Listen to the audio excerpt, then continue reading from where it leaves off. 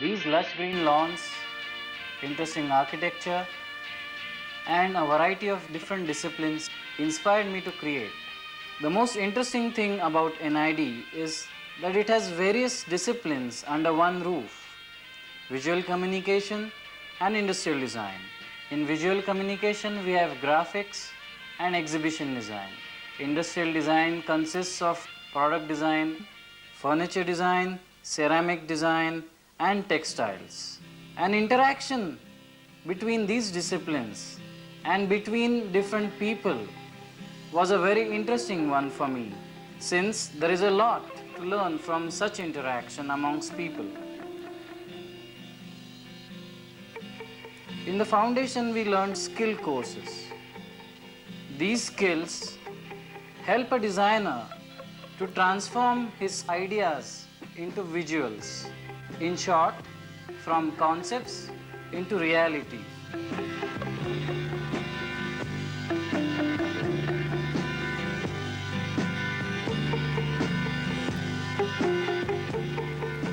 An exposure to skills of typography and photography were in fact tools which helped me to communicate my ideas.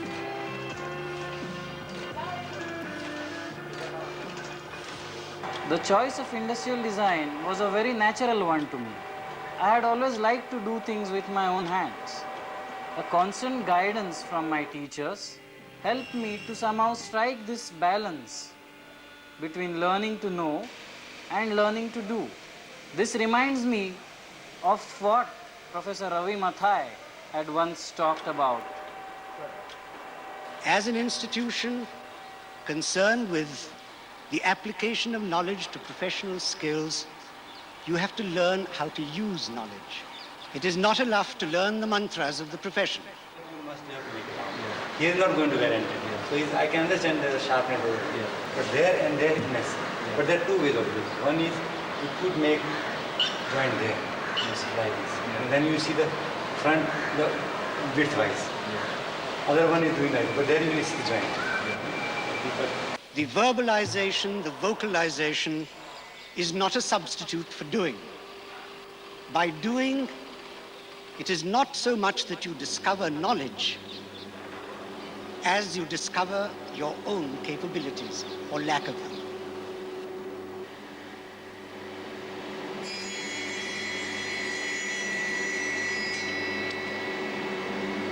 By doing, you discover as to whether you have that capability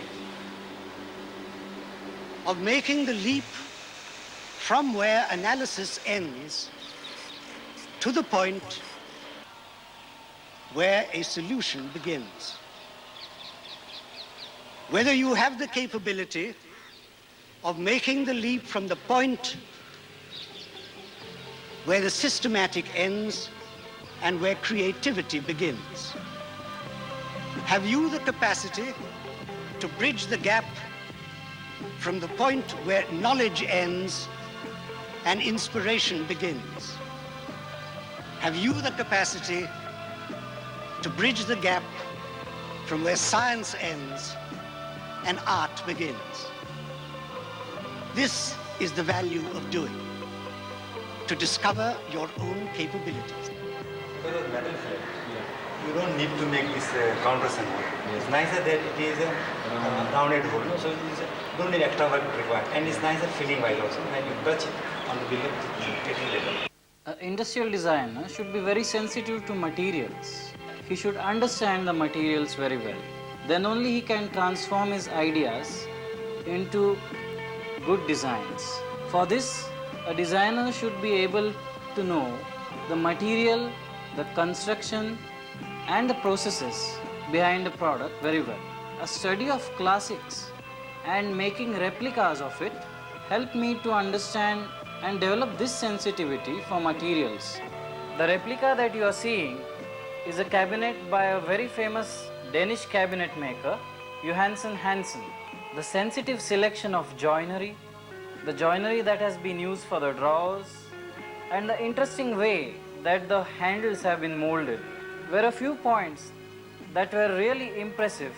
A designer should not limit himself just with one material.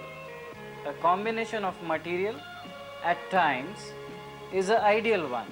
This bed, for instance, that I have designed and the corner joints that have been specially developed enables the bed to go knock down.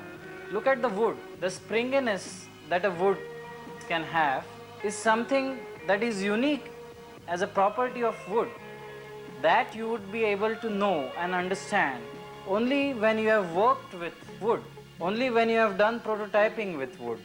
And I think if we concentrate more on this kind of knockdown furniture using a combination of materials, it is going to help us in the near future. This is a system for the display of medicine shops, and it's also a storage unit. It can grow vertically, at the same time it can grow horizontally. A special detail has been developed which enables the drawers to slide on the same detail. At the same time, you could use the same hardware detail to put the shelves on. This detail is 1/50th of the price of the available detail in the market. The magnetic shutters enable the user to shut the shutters more efficiently. In a medicine shops, as you all know, one would be using the shutters hundreds of times in a day. Hence, it should have some kind of a locking mechanism such that it shuts on its own.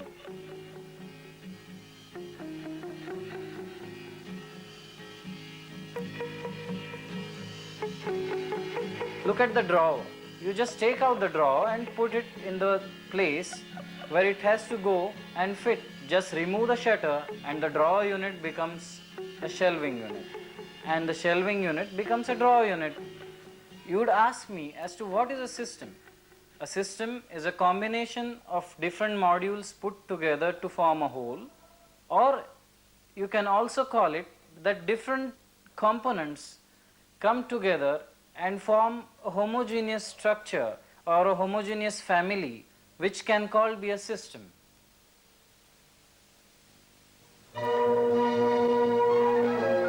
I did my industrial training at Gerdlanger Design in Karpsweier in West Germany. It gave me an opportunity to learn about a different culture, different environment, different people, and a very good exposure to the kind of products that exist in the European market.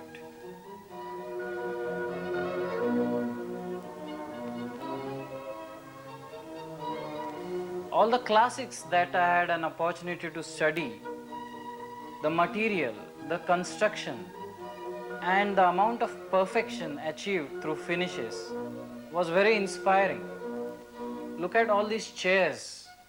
Each one of them has a different material, different construction, different look. What is it that gives them a different look? I think it is ideas that give them different looks. It is not just materials or construction, it is ideas that are important. I was working on a chair with Herr Gerdlanger that he was designing for an exhibition that was going to be held in Japan. It was a chair which was supposed to be having an oriental form. Now, how does one bring about the oriental character in that chair? I think it is the simplicity in construction and the low seat that gives it a Japanese or a oriental form.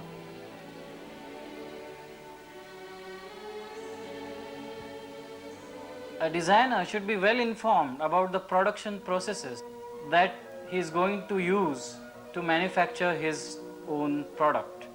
Herr Gerdlanger had given me a very good exposure to high technology oriented production in West Germany. The chair that he has designed is being manufactured for 25 years and 1200 chairs per day. In the design centers, I saw several inspiring designs. One would ask as to what is it that gives a product a certain character.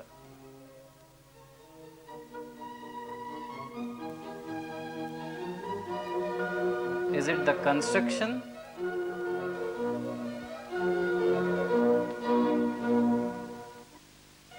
Is it the form?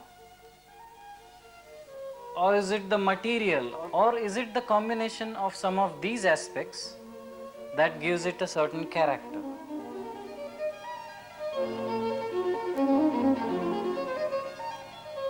Let's take the example of a circle. We see hundreds of circular products every day. But what is it that makes each one of these products have its own identity?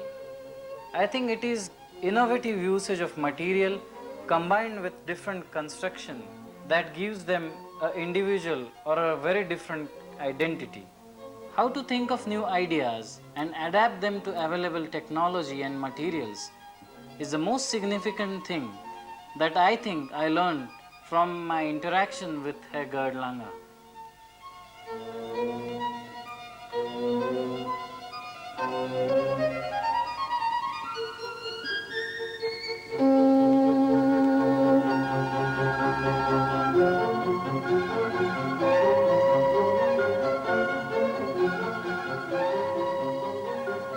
Taking this inspiration back home, I decided to design a synthetic resin dining chair as my diploma project at NID.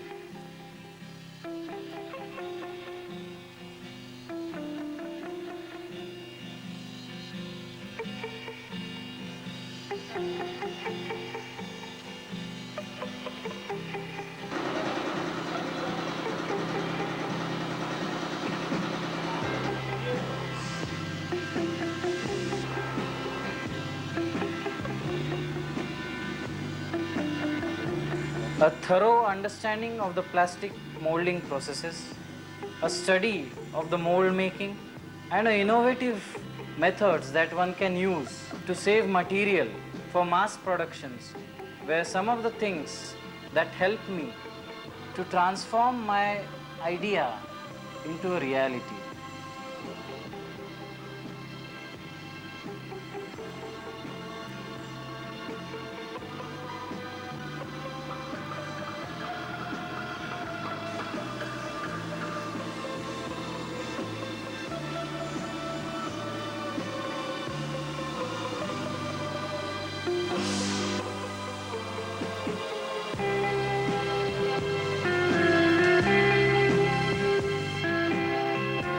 The users of this chair being middle class Indians, I wanted the chair to have a modern look.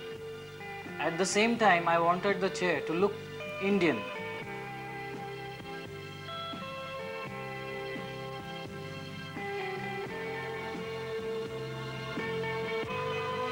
This Indian identity I could express through the design of the seat that I had done, it being a tortoise shape. A tortoise shape is found in most of the Indian temples. It is a commonly found Indian form.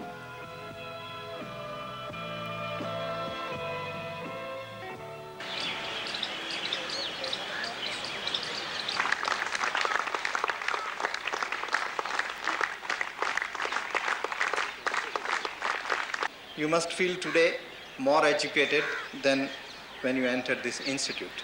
And if NID has done its job well, I hope you also feel more ignorant than when you entered. As one knows more, one also knows how much one does not know. As you begin a new phase in life, some of you perhaps ask yourselves today, what is design? An important thing that NID has taught me is that every experience, irrespective of whether it is a classroom exercise or not, is a potential experience for learning. With this in my mind, education will always be a continuous process for me. Throughout my stay at NID, Professor Ravi Mathai's memorable words remain a major source of inspiration. I'm sure all of you must have read, or at least will have heard, of Hans Andersen's beautiful little tale of the ugly duckling. That is the story of how the ugly duckling grew up and came to realize himself. All of us throughout our lives go through the same process as the ugly duckling. Our stories don't have an end until the grave. We are constantly looking for the swan in us, and we never find all of it. But we find new environments, we find new contexts, we find new problems, we find new approaches, we discover new capabilities in ourselves. We are constantly, till we die, looking for the swan in us.